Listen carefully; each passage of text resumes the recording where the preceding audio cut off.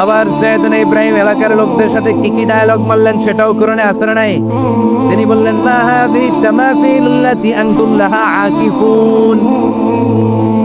ও এলাকার লোকেরা, নিজের হাতে মূর্তি বানিয়ে মাথাটাকে নিচু করে ওম নমো ভগবতী কেন করো? কেন কেন? ক্বালু ওয়াজাদনা আবানা লাহা আবিদিন। দেখেন, কনভারসেশন কি এক পক্ষের হয়? কথোপকথন করতে হলে কয় পক্ষ লাগে? উনি বললেন, এই মূর্তিগুলোর সামনে তোরা মাথা নত করে দাঁড়িয়ে থাকিস কে?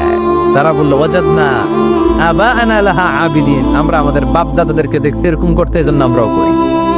সাইয়েদনা ইব্রাহিম বললেন, লাকাদ কুনতুম আনতুম ওয়া আবাকুম ফি দালালিম মুবিন। তোরাও শেষ, তোকে বাপ দাদারাও শেষ, তোদের বাপ দাদারাও গোল্লায়, তোরাও গোল্লায়। চিল্লাই কোন ঠিক কিনা? এই কনভারসেশন। এরপরে বাৎসরিক পূজা অনুষ্ঠানের দিন আসলো। কিছুদিন আগে একটা হয়েছে না, সরস্বতী? এটা বোধ হয় হিন্দু ভাইদের বিদ্যার দেবী। এরা এক একজনের কাছে এক একটা জিনিস নিয়ে যাওয়া লাগে। আমরা সব জিনিস চাই একজনের কাছে, তিনি কে? এটা কঠিন না সহজ? বিদ্যার জন্য ওই মন্দিরে, সৌন্দর্যের জন্য এই মন্দিরে, খাদ্যের জন্য দুর্গার কাছে, ঝামেলা না? আমরা সব কিছুর জন্য একজনের কাছে যাই, তিনি কে? বাৎসরিক পূজা অনুষ্ঠানে সবাই ইব্রাহিমকে ধরছে, ইব্রাহিম চল আমরা পুজো দিতে যাব।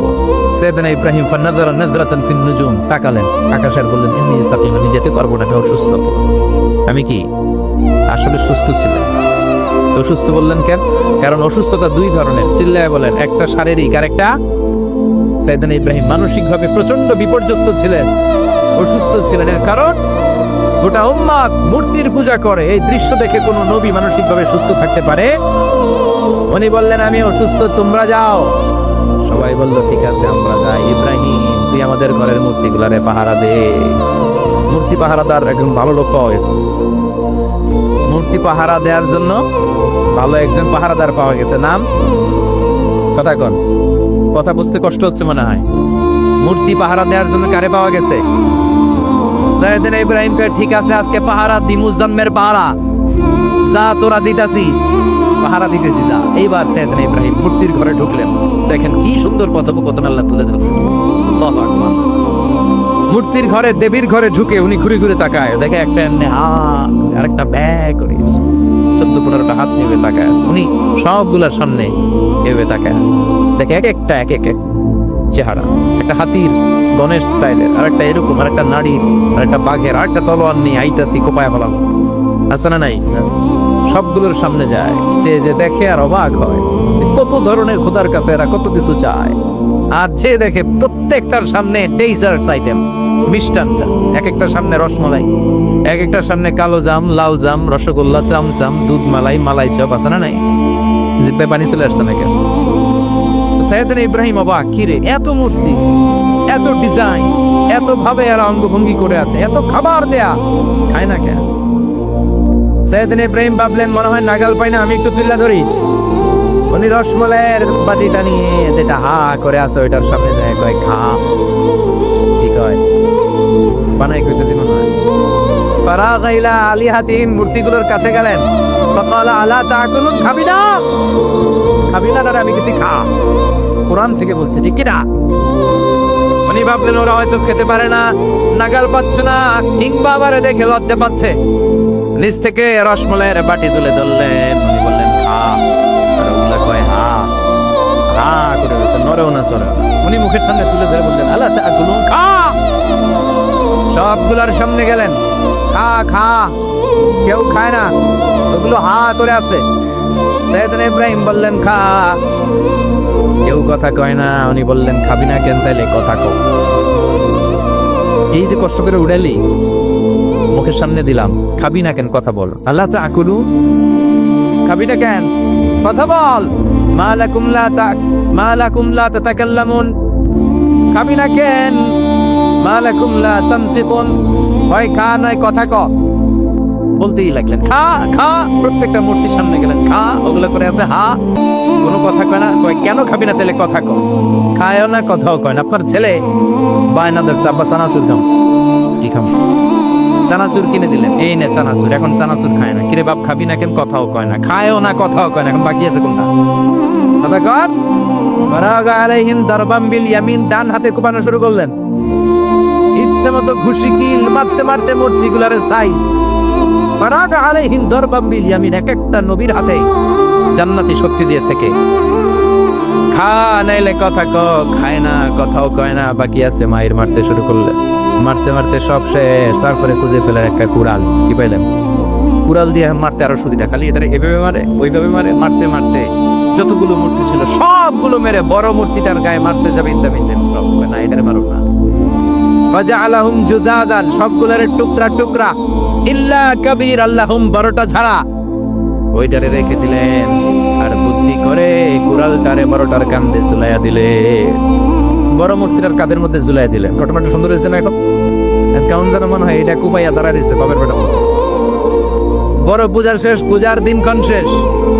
বিকেলবেলা পূজা মণ্ডপ থেকে সব এসে দেখে সর্বনাশ। পাহারাদার ইব্রাহিম কই, আনতা ফাআলতা হাযা বিআলিহাতিনা ইয়া ইব্রাহিম। ইব্রাহিম, সর্বনাশ কে করছে? তুই করছিস? তুই কাইন বড়টাই করছে, ওইটারে জিজ্ঞেস করো। বাল ফাআলাহু কাবীরুহুম হাযা ফাসআলুহুম ইন কানু ইয়ানতিকুন। কোরআন থেকে বলছি, আমি করি নাই। ওই দেখ কুড়ালটা কার কান্দে, বড়টার কান্দে, ওইটারে জিগা। সবাই খাইছে। সবাই বলে, ইব্রাহিম তুমি কি জানো না এগুলো কথা বলে না? সাইয়েদনা ইব্রাহিম বলে যে এটা কথা কয় না, ওইটার পূজা করস কেন? যেটা কথা বলে না, যেটা নিজেরাই নিজেদেরকে মায়ের থেকে বাঁচাতে পারে না, নিজেরাই নিজেদেরকে রক্ষা করতে পারে না, তোরে কিভাবে রক্ষা করবে? এগুলোর পূজা কেন করিস? ফাবুহিতাল্লাযী কাফার। কারো কোনো জবাব নাই, লা জবাব। সবাইকে, ইব্রাহিম তুই বড্ড বেড়ে গিয়েছিস, তোরে নমরুদের কাছে নেওয়া হবে, রশি দিয়ে পেঁচিয়ে নমরুদের কাছে নেওয়া হলো। নমরুদের নাম শুনছেন? শোনেন নাই বোধহয়। শোনেন নাই? পৃথিবীতে 4 জন বাদশা ছিল, যারা গোটা বিশ্বের বাদশা। গোটা বিশ্বের 2 জন কাফের, 2 জন মুমিন। মুসলমানের একজন হচ্ছে যুলকারনাইন, আরেকজন হচ্ছে সাইয়েদনা সুলাইমান। কাফেরের একজন হচ্ছে বাখতানাসার, আরেকজন হচ্ছে নমরুদ। এই নমরুদের কাছে নিয়ে যাও, রশি দিয়ে বেঁধে। এবার নমরুদের সাথে কি ডায়লগ মারছে এটা তো আর কোরআনে নাই। কথা কম, এটাও আছে। নমরুদ বলে, ইব্রাহিম শুনলাম তুমি নাকি আমাদের খোদাগুলোরে মারছো, তুমি নাকি কোন আল্লাহর ইবাদত করো, তুমি নাকি কোন নতুন রবের তথ্য নিয়ে আমাদের বাবেল নগরীতে আগমন করেছো। আমি ছাড়া কোনো খোদা আছে বলে তো আমি শুনি নাই। এই বাবেল নগরীতে আমি ছাড়া কোনো খোদা আছে আজকে নতুন শুনলাম। কে তোমার খোদা? কি তার পাওয়া? এবার ডায়ালগ মারা শুরু করলেন সাইয়েদনা ইব্রাহিম। সাইয়েদনা ইব্রাহিম বললেন, রব্বি আল্লাযী ইউহয়ী ওয়া ইউমীত। আমার রব এমন রব যিনি জীবন দেয় আবার মরণও দেয়। প্রথমটারে দিলাম মরণ, পরেরটারে দিলাম জীবন। তোমার রব যে যেরকম করে জীবন দেয় আর মৃত্যু দেয়, আমিও জীবন দেই, আমিও মৃত্যু দেই। চিল্লায় পড়েন নাউযুবিল্লাহ। সাইয়েদনা ইব্রাহিম বিপদে পড়ে গেলেন। তাই তো, আসলেই তো প্রথম লোকটারে মৃত্যু দিল, তাই নাই? কথা কর, ছুরি মেরে রক্ত বের করে ওরে মৃত্যু দেয় নাই। পরের লোকটারও একই ভাবে মৃত্যু দিতে যায়, সেখান থেকে বাঁচিয়ে জীবন দিল। নাই? এবার সাইয়েদনা ইব্রাহিম বলে, ফাইন্নাল্লাহা ইয়াতি বিশ-শামসি মিনাল মাশরিকি ফাআতি বিহা মিনাল মাগরিবি ফাবুহিতাল্লাযী কাফার। সাইয়েদনা ইব্রাহিম বললেন, বুঝলাম তুমি আমার আল্লাহর মতো জীবন দাও, বুঝলাম তুমি আমার আল্লাহর মতো মরণ দাও, কিন্তু নমরুদ খেয়াল করে শোনো, আমার আল্লাহ প্রতিদিন সকাল বেলায় পূব আকাশ থেকে জল জলে সূর্যটা উঠায়। তোমার যদি এরকম কোনো ক্ষমতা থাকে, তুমি আগামীকাল সকাল থেকে পূর্ব দিক থেকে সূর্য না উঠিয়ে পশ্চিম দিক থেকে সূর্যটা উঠাও। ফাবুহিতাল্লাযী কাফার। এবার ধরা গেছে। এবার জায়গার মধ্যে ধরা, একেবারে স্টপ, লা জবাব। নমরুদের মুখে কোনো জবাব নাই। এবার নমরুদের মেজাজ নরম নাকি গরম? কথা কয়। গরম মেজাজ নিয়ে কয়, হাররি কইডারে আগুনে জ্বালা, এটারে আগুনে ফেল। নমরুদ বুঝে নাই যে আগুনের মালিক কে। বিশাল আগুনের কুণ্ডলি পাকিয়ে সাইয়েদনা ইব্রাহিমকে আগুনের মধ্যে ফেলে দেয়া হলো। হাতের মধ্যে রশি, পায়ের মধ্যে রশি, সারা দেহের মধ্যে রশি পেঁচিয়ে আগুনের কুণ্ডলিতে ফেলে দেয়া হলো। মুহূর্তের মধ্যে আগুনের প্রজ্বলন শক্তি ওই রশিগুলোকে জ্বালিয়ে পুড়িয়ে ছারখার করে দেয়, কিন্তু সাইয়েদনা ইব্রাহিমের দেহের একটা পশমও জ্বালায় না। যে রশি দিয়ে টাইট করে বাঁধছে, ওনার দেহের সাথে লাগানো টাচ করা রশি, ওই রশি জ্বলে যায়, কিন্তু সাইয়েদনা ইব্রাহিমের পশম জ্বলে না। চিল্লায় পড়েন আল্লাহু আকবার। আজব যদি তোমাদের মাঝে কেউ ইব্রাহিমের মতো নিমান আনিতে পারো, অগ্নিকেও পরিণত করিতে পারো। ঠিক কিনা? মুসার মতো ঈমান হলে রাস্তা হবে সাগর জলে, ইউসুফের মতো ঈমান হলে একে একে দরজা খোলে। সাইয়েদনা ইব্রাহিমের মতো ঈমান যদি আজও থাকে বিদ্যমান, অগ্নিকুণ্ডে দেখতে পাবে খুব সুন্দর বাগান। ঠিক কিনা? ওই ঈমানটা দরকার। ওই ঈমান যদি ঈমানের মতো হয়, আগুনের কুণ্ডুলকে ফুল বাগান বানিয়ে দিবে কে? সাইয়েদনা ইব্রাহিম বসে রইলেন। নমরুদ কয় আরো আগুন জ্বালা, এলাকার বড় বড় গাছগুলো তক্তাগুলো কেটে আগুনের কুণ্ডলিতে ফেল।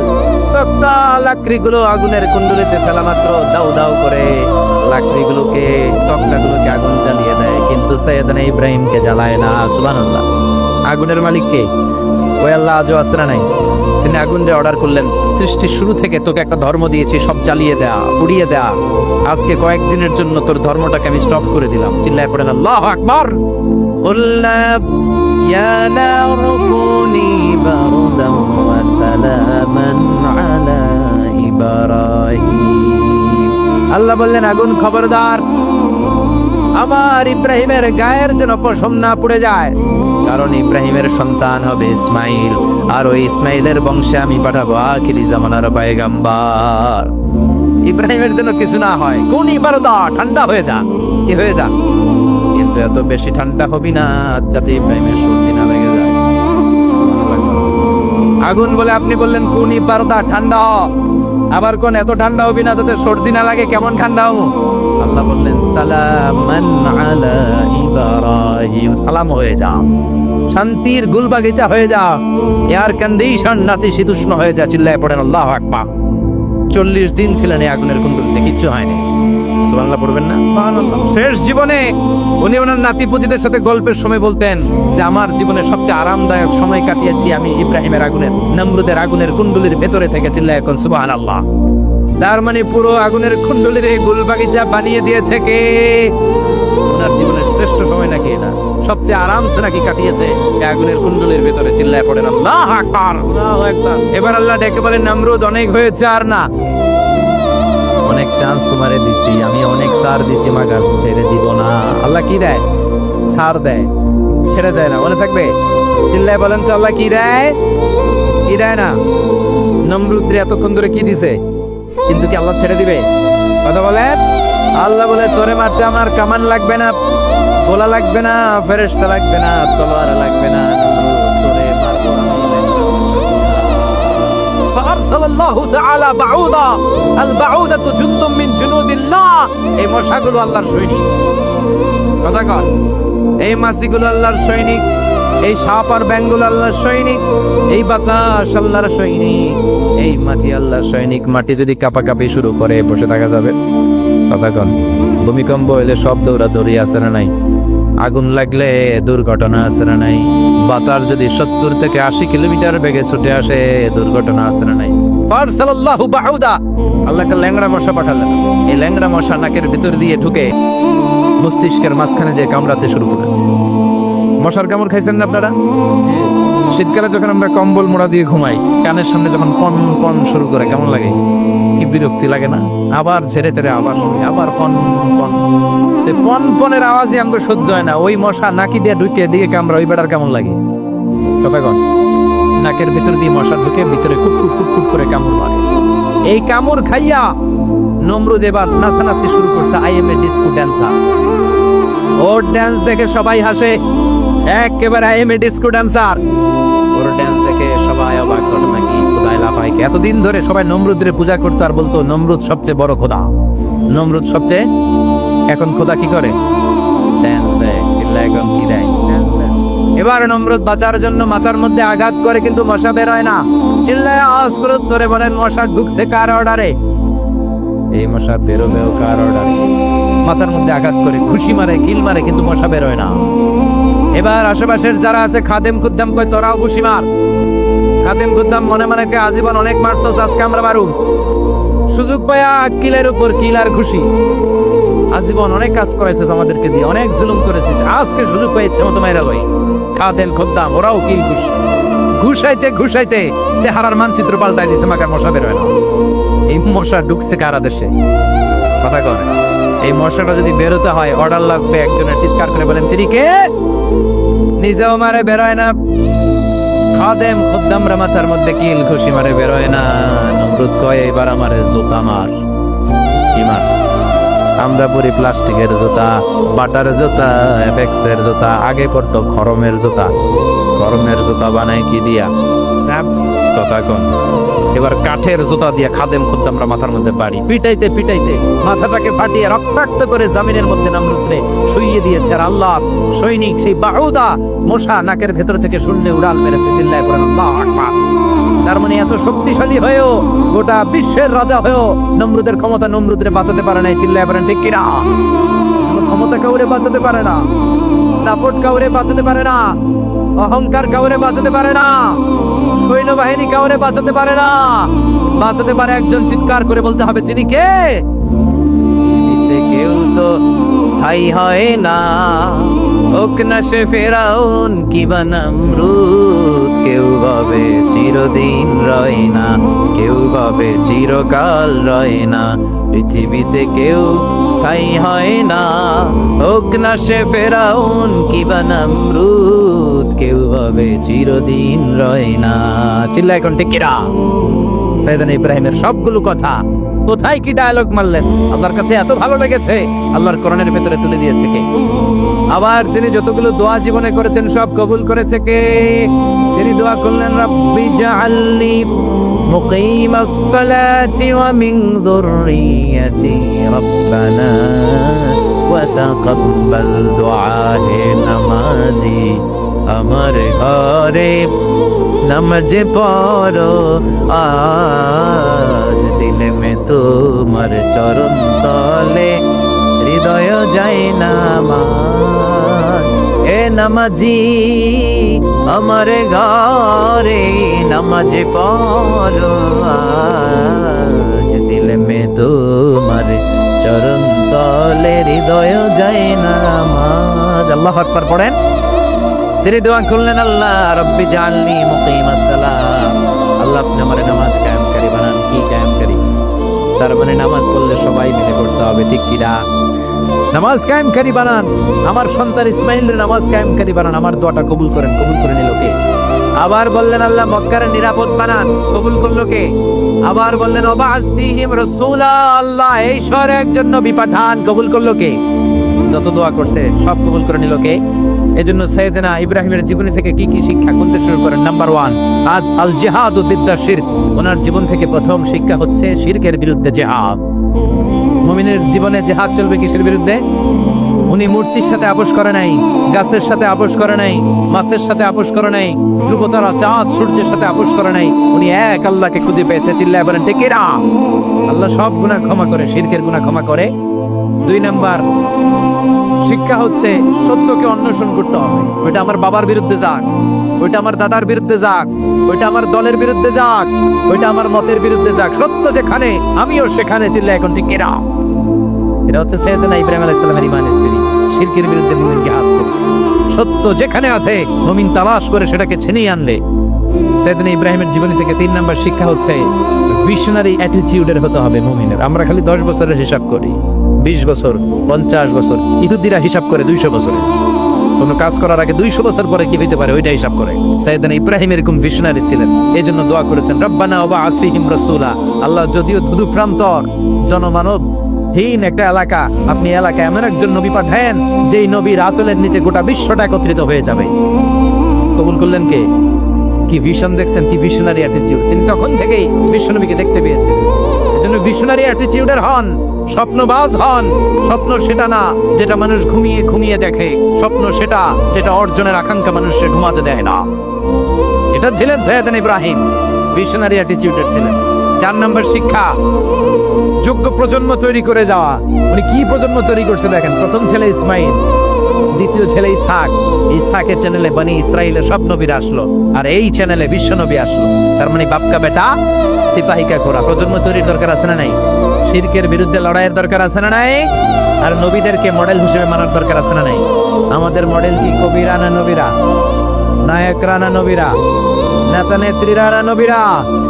আমরা যারা নবীদেরকে মডেল হিসেবে মেনে জান্নাতে উপযুক্ত হতে পারে, আল্লাহ তুমি তৌফিক দান করো। আরো জোরে পড়ে আমিন। যতগুলো কথা বলেছি কোরআন সুন্নাহর আলোকে বলেছি, বানিয়ে কিছু বলি নাই। তারপরেও আমার মনের অজান্তে কোনো মিস ইনফরমেশন